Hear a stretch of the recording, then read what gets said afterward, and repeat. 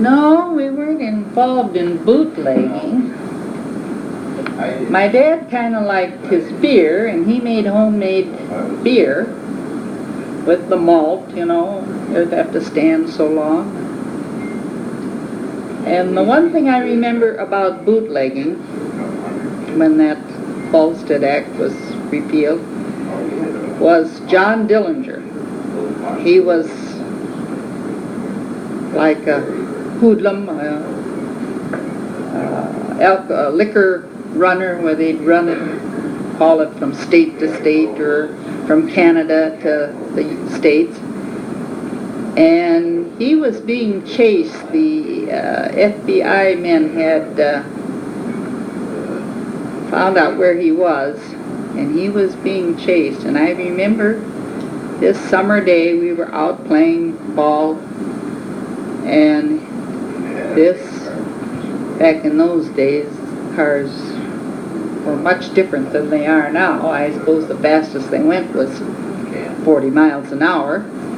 And we lived near a deep county ditch, and there was just planks, like wooden planks. That was the bridge. Well, those planks, some of them were loose, and I remember seeing John Dillinger's car go over that bridge. He must have been going 50 miles an hour if he could go that fast. It seemed like it. And those boards just bounced. The FBI men were chasing him. And when he got down to our highway, gravel road, past our place was just a dirt road. When he got about 1.5 miles down to the highway, he hit loose gravel, went in the ditch, and I remember all these little square metal cans of liquor that was spread all over the countryside there. It just flew out of that car. Is that the kind of stuff you want? Yeah. What did you and the people who you knew think of Herbert Hoover? Well, my family and the neighbors that I knew did not care for Herbert Hoover at all.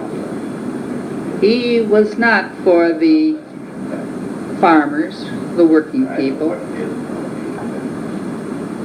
So we did not like him. We were glad when he was out of office. What did Franklin Roosevelt, what did people think of him?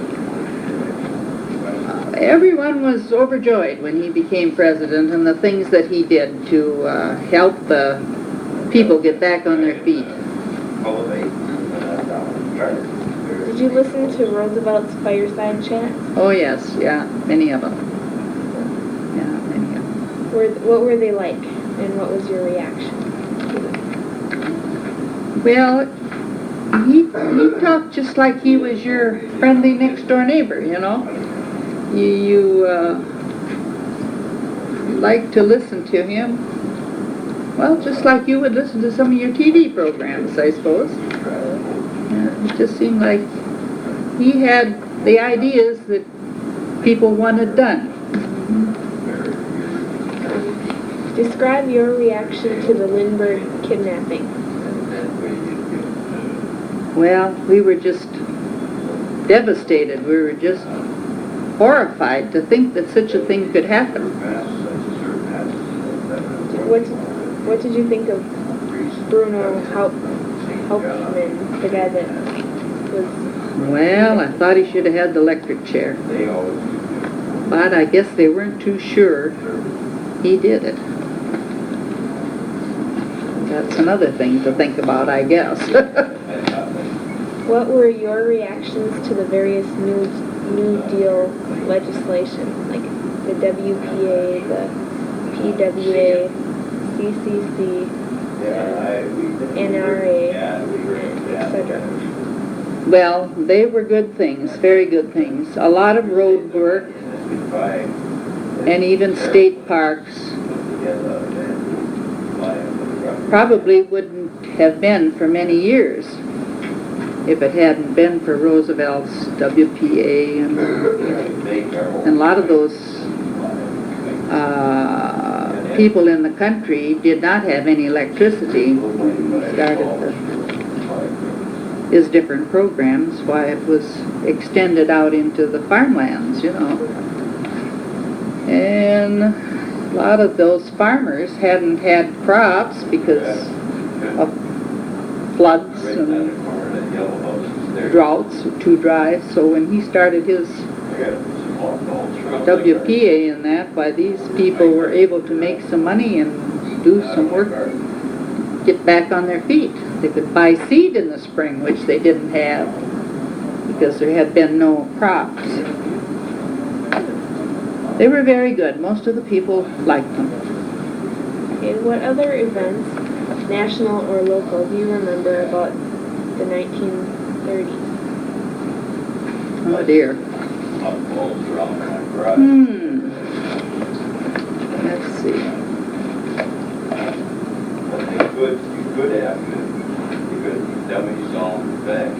Golly, that's a hard one. Do you remember the War of the World scare? War of the World? Yeah, who was that? I was reading that Well, on the radio. I remember Ethiopia. They, what was his name, they were in war and everybody thought we were going to have to go over there and help them, just like now in Bosnia and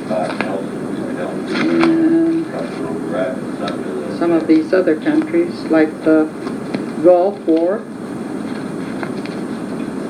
And we were hearing about Hitler in the 30s, I know. That was pretty scary. He was just getting started for World War II, you know. He was marching into those countries, and we'd hear the statement that he was going to rule the world, you know. Okay. Describe the appearance and objects in a typical home during the 1930s.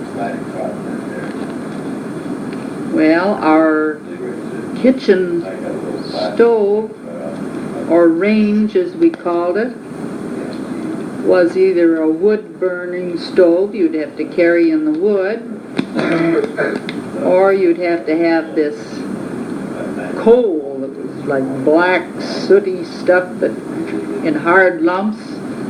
You'd have to have a coal shed and carry that in the coal pail or coal bucket. Put it in your stove, burn. You had like flames in this iron stove, and there'd be lids on top that were solid iron.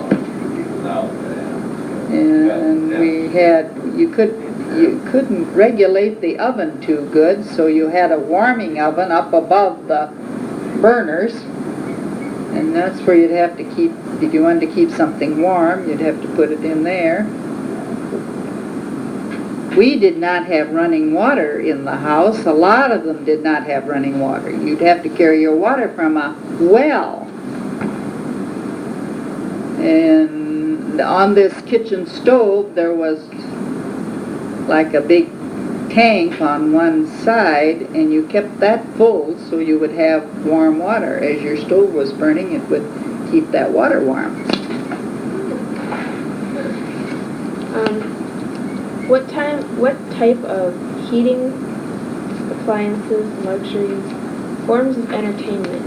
Oh, that was this question I just asked you.